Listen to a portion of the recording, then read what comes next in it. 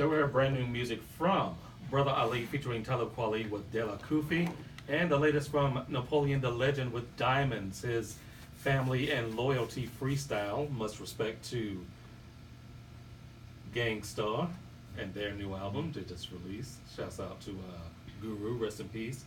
This is the Urban Suite KSWAM 90.1 FM D Major, Cheryl Metal, and joining us for our first open mic session this evening, it is Nicholas Ether and The Midax. Gentlemen, Yes, how are you? All right, Papa. Good, we good. Really good. Like I said, it's been a minute since we have both of you in the booths to talk, you know? Y'all been busy. Y'all have been busy. Most definitely. So just to give people a little backtrack on y'all's history, Nick, we met quite a few years ago. Amazing MC and beat producer yourself. What made you get into hip hop yourself? Just being around my older brother and just following him around when I was younger, and he used to DJ and just take me with him everywhere he went, and just soaked up all the music at a young age, different genres, and just always loved poetry and spoken word and rhyming words, so it was just felt good. Man, and like I said, even the time when you were behind the boards here, when I was listening, you would have a very eclectic mix of music, hip hop, and everything else, man. Do you still do a lot of crate digging for a lot of different styles, a lot of different sounds that that brings certain different aspects to the music you put out? Yeah, definitely. I mean, cause I guess at first, when I was listening to hip hop, I loved the production at that time, and then as I got older, I wanted to listen to the samples that they took, the original music. So Yeah. that's where it's taking me now, just all over the place, like wanting to hear the original songs that people and feel that same energy that they felt to even want to sample it, so it takes you everywhere. Yes, it does. That's one thing. Still to this day, whatever type of music I pick up, if it has a sample, I'm digging to see who sampled it, where it came from, all the aspects of it. So, it's a learning experience for me, which music should be, personally, to me. What about you, Max? Oh man, for the past year, actually, me and Nick have been building for the past year, like really strong. Yeah.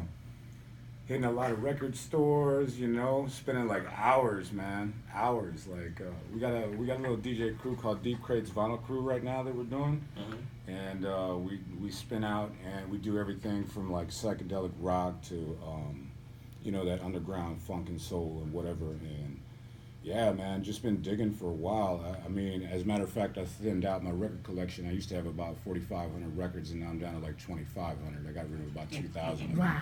Really? Over the summer. Yeah, that's been part of it, man. Part of the process, just thinning out. And now I got like about 6 crates sitting to the side that need to be sampled. That over the summer I kind of was like, oh my God, I forgot I had this. I forgot I had this.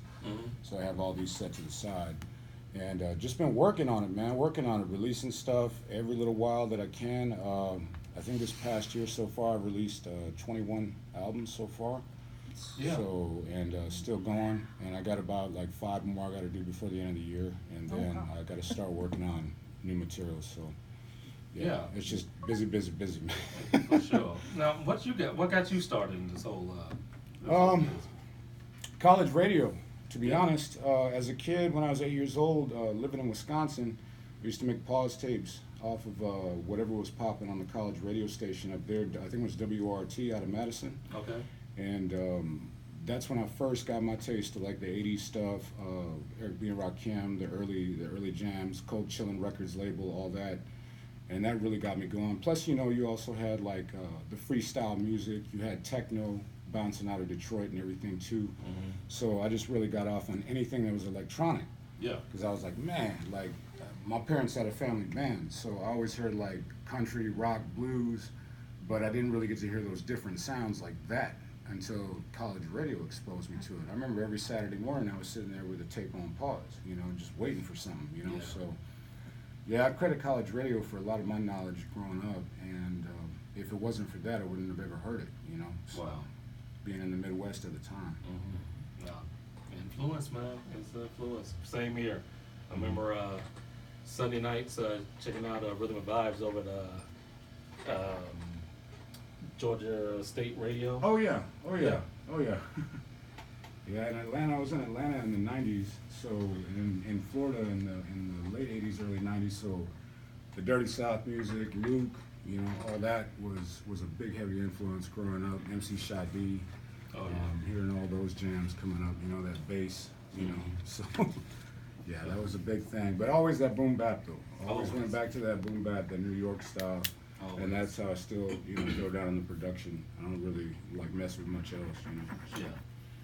So we wanted to get into some music from you two, October Winds, and then want to come back and talk more about what you guys got going on. All right. All right, stay tuned, y'all. More coming up. This is the Urban Sweetcast, Web 90.1 FM.